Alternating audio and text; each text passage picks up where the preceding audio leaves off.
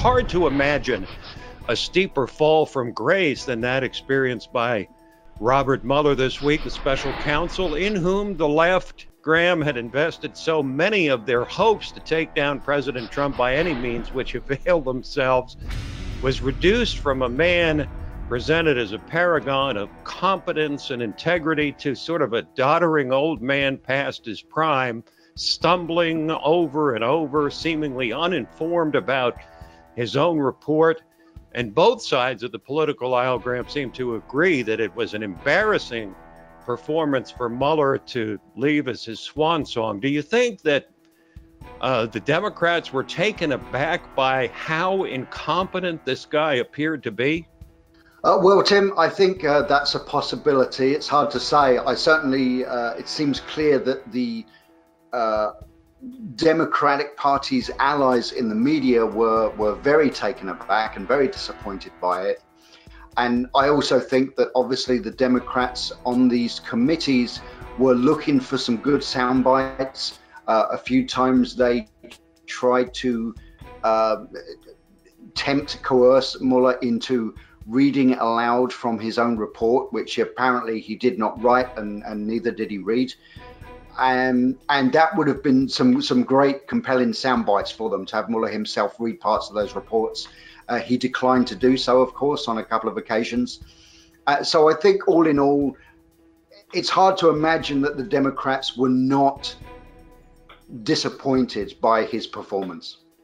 Now, in the end, Graham, do you think that either side, the Republicans or the Democrats, really helped themselves, hurt themselves? What? I think the Democrats definitely hurt themselves.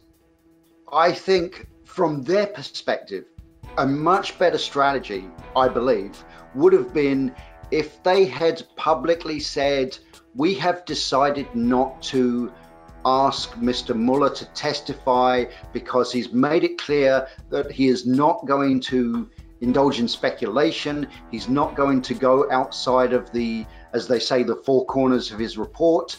And so therefore we feel that calling him to testify would simply be a waste of the committee's time and the American people's time. And if they had done that, they could have always left that uncertainty dangling in the air, because they could have said in the future, they could have always hinted, I wonder what Robert Mueller really knew. I wonder what he could have told us had he been willing. You know, they could have left a certain amount of uncertainty out there kind of hanging over the president's head, and they wouldn't have subjected themselves to this farce that happened yesterday.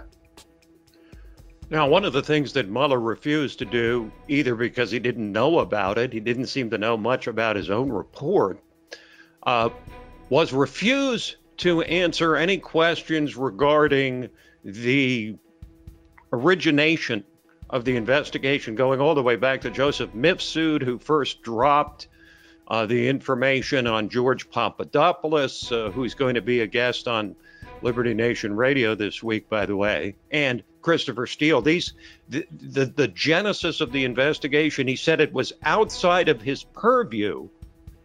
He was investigating Russian interference in the election, and yet he refused to answer any questions and said it was outside of his purview to discuss anything to do with the Papadopoulos thing. Was that legitimate for him to say that was outside of his purview?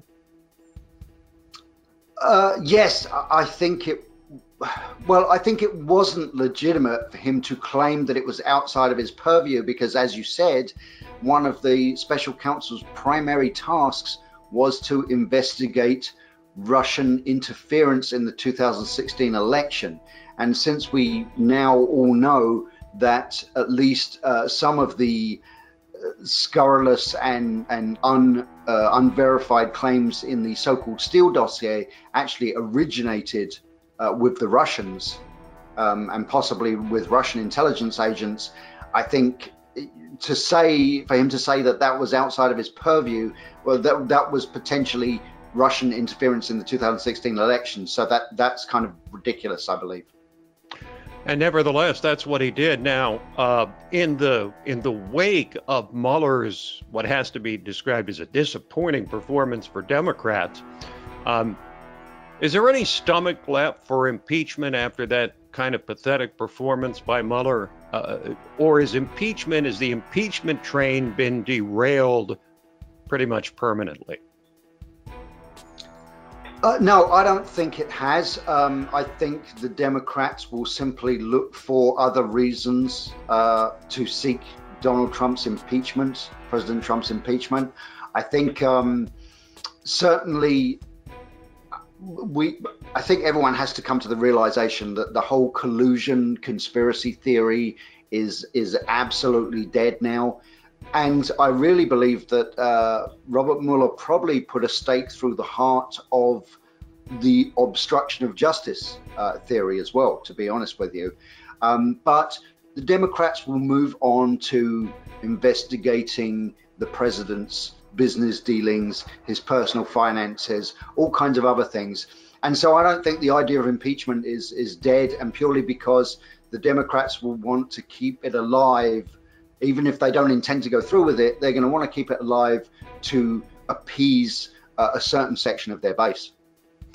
So finally, Graham, what about the Democrats' presidential primary? What effect does Mueller's performance in front of Congress, in front of the Judiciary and Investigative Committees of the House, what effect might that have on them and their own position on impeachment? Because on the one hand, they've got to express the same outrage as their base at President Trump, and yet at the same time, they know that impeachment is something that is not popular among the American people. So how do you think this whole thing affects the Democrats' presidential primary?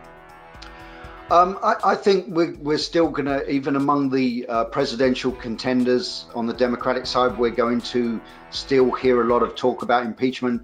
It's amazing how even after those hearings that certain Democrats were still acting as if all of the evidence of the president's wrongdoing was out there as plain as day, for anybody to see.